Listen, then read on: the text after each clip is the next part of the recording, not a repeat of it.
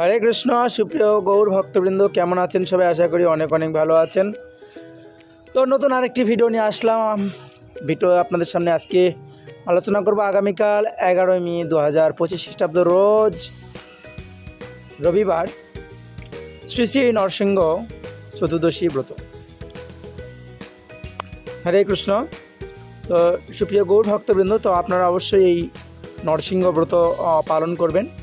নৃসিংহ পুরাণে এই নরসিংহ মাহাত্ম্য এবং ব্রত কথা সেখানে উল্লেখ করা আছে। তো আপনারা অবশ্যই এই নরসিংহ চতুর্দশী ব্রত আপনারা গৃহে অথবা মন্দিরে পালন করতে পারেন। বাংলাদেশের সমস্ত ইস্কন মন্দির এই নৃসিংহ চতুর্দশী অনুষ্ঠিত হবে ব্রত অভিষেক।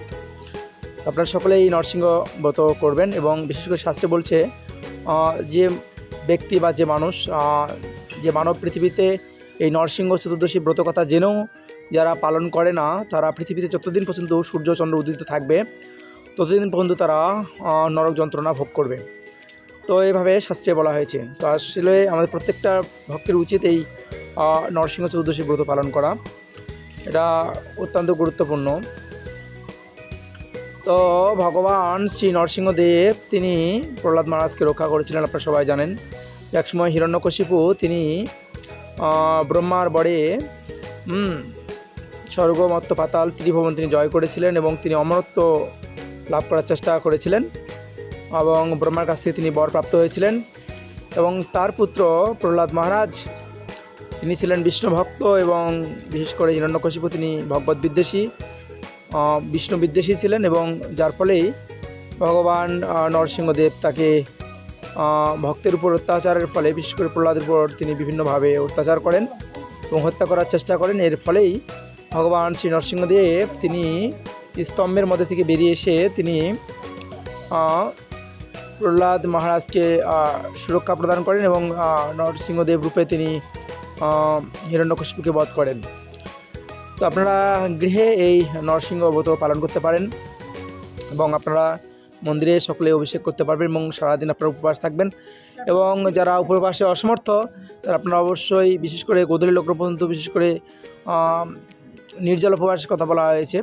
তো যারা হয়তো নির্জলা থাকতে পারবেন না তারা যৎকিঞ্চিত শরবত বা ফল জল গ্রহণ করতে পারেন, তবে নির্জলা থাকলে বেশি ফল লাভ হবে।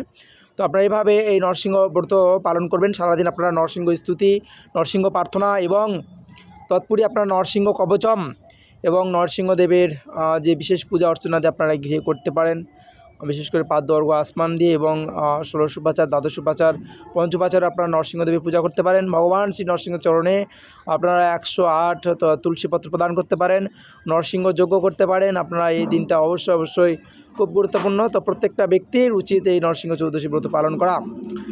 তো একটা নরসিংহ ব্রত পালন করলে নরসিংহ চতুর্দশী ব্রত পালন করলে হাজার হাজার ব্রত বা যজ্ঞ অনুষ্ঠান করার ফল লাভ হয়। তো সুপ্রিয় গৌর ভক্তবৃন্দ, সবাইকে আবার আজকের ভিডিও থেকে স্বাগত। তো আপনারা গৃহেও খুব সুন্দরভাবে একটা ডিশ পাত্র নিয়ে তার পাত্রে আপনারা অবশ্যই সেই পাত্রটিতে আপনারা চন্দন দিয়ে অষ্টপদ্মদল অঙ্কন করে সেখানে পত্র, বিশেষ করে তুলসী পত্র এবং ফুল দিয়ে সেখানে আপনারা অভিষেকের আয়োজন করতে পারেন। বিশেষ করে আপনারা পঞ্চামৃত করতে পারেন, দুধ, দই, ঘি, মধু, চিনি দিয়ে। তারপরে আপনারা বিভিন্ন ফলের রস করে সেই ফলের জুস দিয়ে আপনারা ভগবান শ্রী নরসিংহদেবকে অভিষেক করতে পারেন এবং সেই অভিষেকের পর সেই চন্নামৃত পান করবেন। এবং রাত্রিতে বিশেষ করে সন্ধ্যার পর আপনারা অনুকল্প প্রসাদ, যেরকম আমরা একাদশীতে বিভিন্ন রকম আমরা সবজি যে আমরা গ্রহণ করি, বিশেষ করে মিষ্টি আলু, তারপরে মিষ্টি কুমড়া, বাদাম যেগুলো রয়েছে, এই সমস্ত আপনারা দ্রব্য গ্রহণ করতে পারেন নরসিংহ চতুর্দশীর দিনে।